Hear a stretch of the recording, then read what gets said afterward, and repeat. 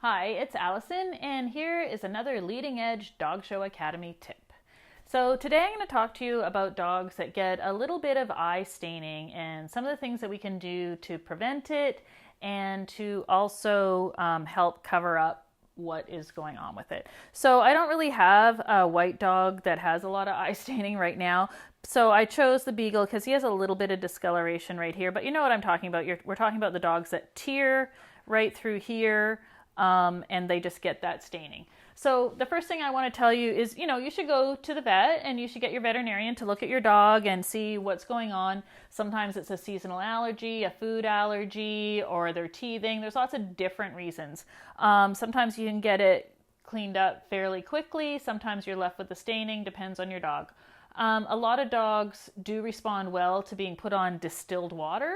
As their only drinking water, and that can help prevent the tearing, but that's just something that I've tried. I'm definitely not a veterinarian, so I can't tell you that's what's going to work. But if you are left with a dog that has that tear staining right here, here is a simple thing that you can do that's not going to hurt your dog at all. So the things that you're going to need are just your regular hydrogen peroxide, your first aid version, which I think is 3%. Topical solution of hydrogen peroxide. The Beagle's helping me here. And you're going to use some good old milk of magnesia. Personally, I usually use the generic brand, but we went all out for you here on our YouTube channel and we bought you the good old brand name Phillips milk of magnesia. And you need some good old fashioned cornstarch. So milk of magnesia will, believe it or not, naturally pull some of the staining out of your dog all by itself. I'm not really sure what that means for the lining of your stomach, but yes, it will do that. So this is how I like to use it. I like to get myself a Tupperware container that has a tight-fitting lid. This is clearly the wrong lid for this. That's the lid to my cornstarch. So then I like to mix my hydrogen peroxide. It usually is better if your Beagle isn't helping you do this, but this is the magic of YouTube here. So we're gonna undo this and I'm gonna use my little Phillips milk and magnesia measure and I'm gonna put equal amounts of hydrogen peroxide. So I have 30 mils here of my hydrogen peroxide and I'm going to use the same amount of Beagle, don't help, of milk and magnesia, 30 mil. And I'm gonna put it in there. So I have equal amounts of these two products and then I simply want enough cornstarch to hold it together. So I just have cornstarch, I'm going to dump it in here, and I want it to be the consistency of toothpaste or, I think about toothpaste pudding. It's kind of like a science experiment, and I just want it so that it spreads nicely on my dog. So again, the cornstarch is just to hold it in place for you. So actually this turned out a little bit thicker than toothpaste, but we're just going to go with it. We use this toothbrush.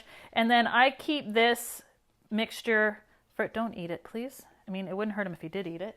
But I'm going to keep this mixture for about a week. And so this is how I use it. I just take it, and if this is the staining of my dog right here, I'm just going to pull out a bit of this paste and I'm going to work it right into the stained area. Now, this will pull the staining out of the white. It will also pull the staining out of the tan, but it is not an actual bleach. It's just a stain remover. So it's not going to pull the color out of the tan. You're not bleaching the tan. You're just pulling the stain out of it. So we just leave it on there and it's going to dry. It's going to get crusty. Part of it's going to fall off. So it has a double action. So now it's pulling the stain out, but it's also, as it hardens, creating a barrier so the new tearing that comes down doesn't re-stain that area. So you're preventing new staining and you're pulling out the old staining. So I put it on, it's gonna dry, gonna crack, some of it's gonna fall off. So at night before he goes to bed, I put it on again. So, and then this mixture with a tight fitting lid, I replace it about once a week. So don't make up too much of it and just keep wherever there's a little bit of staining under the eyes, put it on there and you'll find it really does help. So I hope that this tip works for you like it worked for us. Please like and subscribe to our YouTube channel and we will see you next week with another episode of Leading Edge Dog Show Academy Tips.